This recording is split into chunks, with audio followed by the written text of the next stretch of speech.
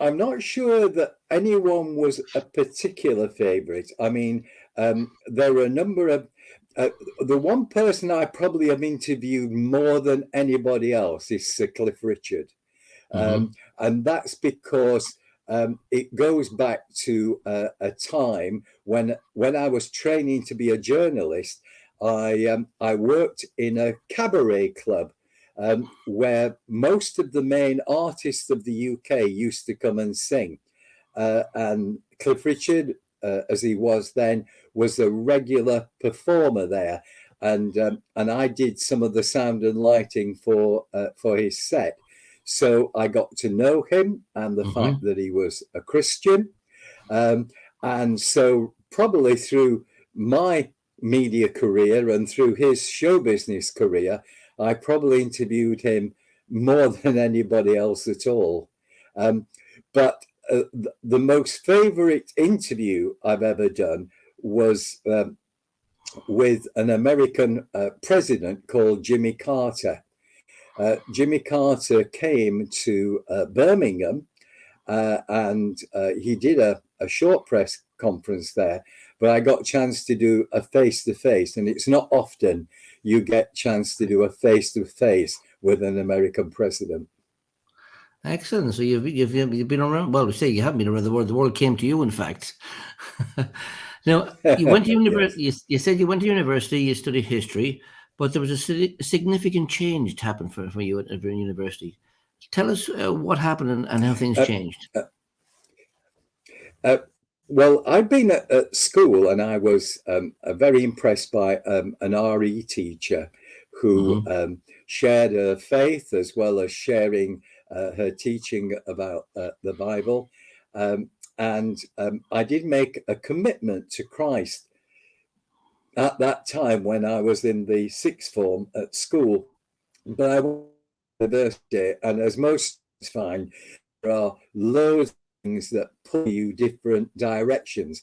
But I lived in a town called Richmond-on-Thames, Mm-hmm. and I was invited by one of my resident mates to go along to a church there called Duke Street Baptist Church.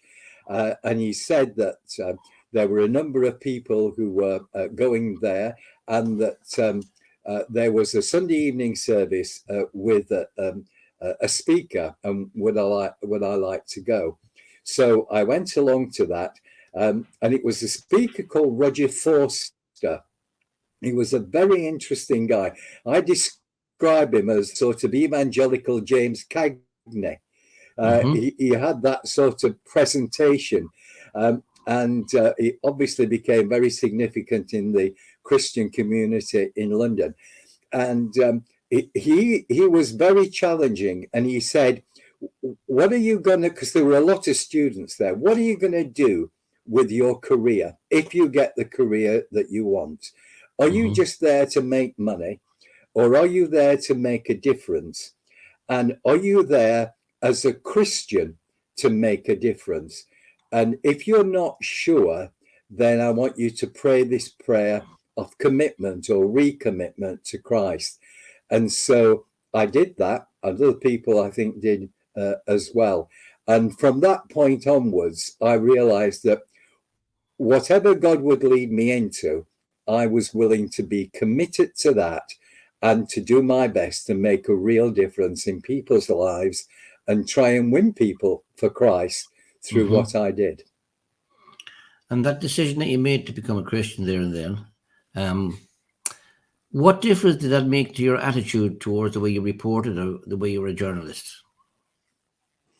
I think it made me more diligent.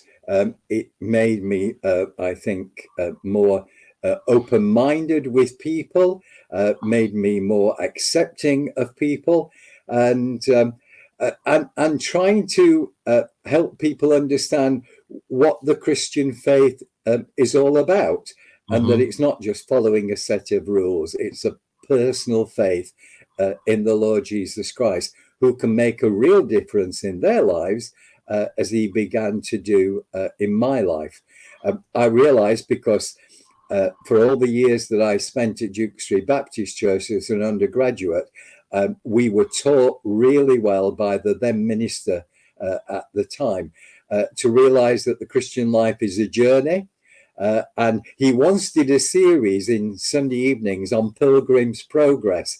And I hadn't read the book for many years, but just realized just that the journey of the Christian is very up and down. It is very challenging, but God is with us through it. And because I felt that in my own life, I felt that was something that I could share with other people as well, both in my job and outside of that. Okay, you become a Christian, you're in journalism, you're in the big wide world, in entertainment and reporting on things. How difficult was it for you to be a Christian in that type of world? I actually don't think it was hard at all. Number one, I like a challenge. We sometimes had people who just said, "Oh, Christianity is rubbish," and I used to love the challenge of saying, "Well, how do you know that? Have you really looked into it? Have you examined what Jesus claims?" So I really always liked a challenge. I was never aggressive with people who disagreed with me, and even if people weren't always nice in the context of the media, and sometimes. Life Stories Worldwide is broadcast live every Monday night at 8 p.m. UK time. We'll broadcast live on YouTube, Facebook and StreamYard. So why not join us every Monday night at 8 p.m. UK time for Life Stories Worldwide.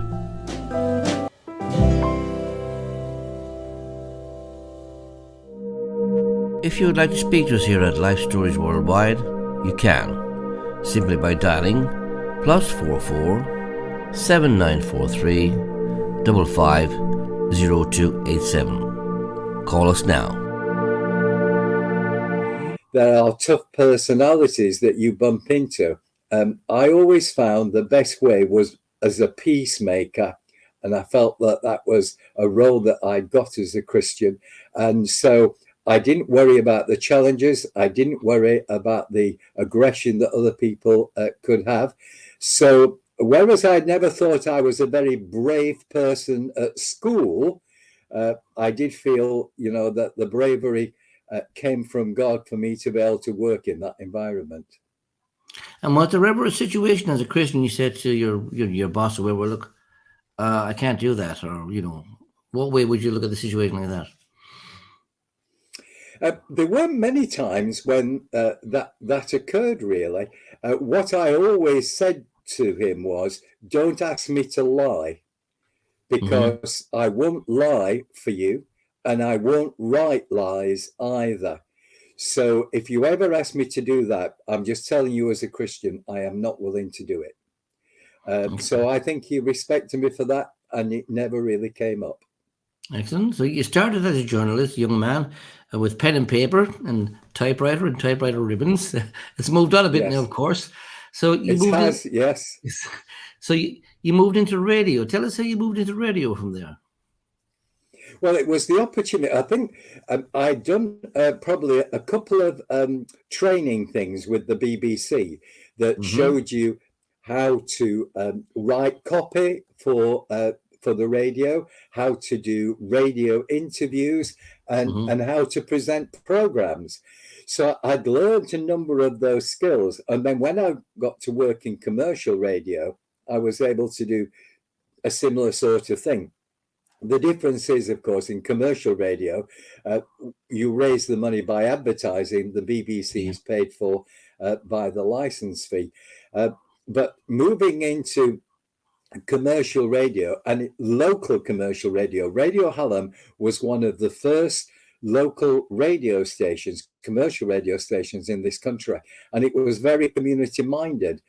And that matched what I'd experienced in print radio, in newspapers, in print. So from that point of view, it was a really easy transition. And working on the radio, I think, was great. My boss was a Canadian Christian called Bill MacDonald, and he was a very significant broadcaster and a radio controller, but also a Christian as well. And he gave us a fabulous opportunity that I never thought we'd get. Dr. Billy Graham, when he did Mission England, never came to Sheffield. And a number of people petitioned the Billy Graham organisation and said, well, would Dr. Graham come to Sheffield? I think they were pessimistic that he might pick that up, but somehow he did. So he came to Sheffield for a whole week. Wow. And my boss said it would be great if we could set up our outside broadcasting unit there so that we could broadcast the highlights of the mission. So during that week, we interviewed everybody on the Billy Graham team, including Dr. Graham himself. And every night after the mission, we would put out on Radio Hallam a 1-hour highlights program. And what it did for me, it taught me just how effective radio could be and how the Christian message on radio could be effective. Dr. Graham spoke to 40,000 people in that stadium. The radio every night reached 250,000 people, Wow. which taught me that radio can reach the parts that others cannot reach, as they say. To quote a certain advert, yes. Yes, absolutely. So, yeah, I mean, that was in the 80s, of course, when Billy Graham came across, 84, I think it was, yeah. Yeah, I mean, and broadcasting, 85 in Sheffield. it's slightly different broadcasting now, of course, so a Christian, they've got their own TV stations and things like that. So, and Yeah. of course, there's a lot less on mainstream. How do you find Yes. that today? I think that's very sad. I think it's an indication of how much the Christian faith has been diminished by people who control the media. And I don't think Lord Reith, for example, would be very enamored by the fact that Christian broadcasting, or the broadcasting of the Christian faith, has been minimized on the BBC. Obviously, he didn't know about commercial radio and things like that, but I think he would probably turn in his grave if he felt that what he had a vision for wasn't being carried through forever, as it were. So we have to accept that the opportunities on mainstream radio and television are much less now than they ever were. Indeed. I can remember, I mean, going back late 70s, early 80s, when even Tyne Tees used to broadcast at the end of the day. They used to have a prayer and everything at the end of the day, but nothing like that anymore. Yes. Now, of course, speaking of Yes. preaching the gospel, you moved on to Trans World Radio. It's very easy to subscribe to our YouTube channel, Life Stories at Lunch, to receive notifications of when we are live. Simply click the bell.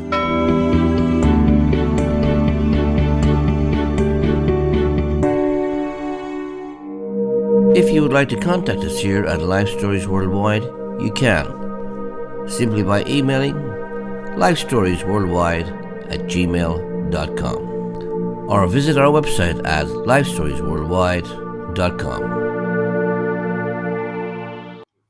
Tell us a little bit Yes, the reason for that was that I'd been involved in a conference in Sheffield, a media conference in Sheffield, and one of the people there was the European director for Trans World Radio, and asked whether I would be willing to come along to work for Trans World Radio and set up their satellite broadcasting system. Now, not the technicality of it, but rather the programming of it, so that we would get programming on their satellite output that was different from their shortwave output, which obviously was getting less and less popular. Shortwave was eventually going out, but satellite broadcasting was coming in. And so helping them be able to do that was a real privilege. And of course, it became a platform for many other Christian radio operators as well to be able to get on satellite when they couldn't get licenses to be on terrestrial radio. Wow. So yeah, that was pretty good. Also, you moved on into Premier Radio. That was another door open for you, of course. Uh, it was, and while I was working at Transworld Radio, Premier Radio just started 1995, and I knew Peter Meadows, who set up Premier Radio, and I was there at the launch of it, never thinking that I would be involved. But the CEO of Transworld Radio went to see the chairman of Premier Radio just after Premier Radio got into a bit of a difficulty. And Transworld Radio CEO said to the chairman of Premier Radio, "What could we do to help you?" And the answer came back, "Give us Ian Robertson." and basically, Transworld Radio sponsored me for a year to work for Premier Radio, to try and get Premier Radio back on its feet, more involved with the Christian community, more listeners, more salespeople, and so on. So I was able to become part of that. And I was only supposed to be there for a year, and it ended up 20 years. So wow. Things weren't quite the way the plan would go. And that's because so many things happened during those 20 years for us getting Premier to become the significant Christian broadcaster that it is. And during those years, have you seen any miracles of the hand of God work in certain ways in radio or in people's lives? Yes, we had all sorts of things happening to us. Quite early on, we were broadcasting an event from Wembley Stadium called the Champion of the World. It was an event organised by Gerald Coates, the late Gerald Coates, and Noel Richards, and we were going to be broadcasting that live. A million and one things went wrong with that, and it was just amazing just to see how God put the right people at the right time in the right place, and it all worked. And very soon after that, there was a March for Jesus, which we were also broadcasting live. And we couldn't get any what they call ISDN connections. And they wouldn't offer us any. They said they couldn't put them up. And then we got a phone call the day before it happened to say, we managed to put a transmission post near where you want to be, and you'll be able to do your broadcasts. Completely out of our hands, out of the blue. People were praying like mad that we would be able to do it. Not something that we created, but something God put the right people in the right place at the right time. So from the sound of it then, prayer actually works. Tell us how it worked in your life. Prayer works, and we made it work in a practical way, in all sorts of ways during those years. And we had stories of people that were healed through the broadcast, of people that were converted through the broadcast, some people from other religions who came to faith as well. And of course, the radio is not a community thing. It's one-to-one.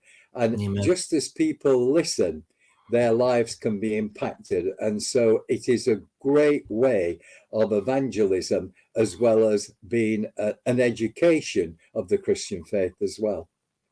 Now, during all that time, of course, tell us a little bit about your personal life. I mean, did you meet a wife, get married, and have children? And just tell us a little bit about that. Yes, I got married and I had two wonderful children. And as I am speaking to you today, I'm at my daughter's house dog sitting. So if you can hear dogs in the background, I tried to quiet them. And that's because she got married and she just had her first child, and they've gone away on their first holiday, which was only possible because Granddad could come and dog sit and look after the 2 dogs for a week. And how old is A baby? pleasure to do it. How old is the The grandchild? baby is 7 months old, and he's called Luca. Is a delightful child. Is that your first grandchild?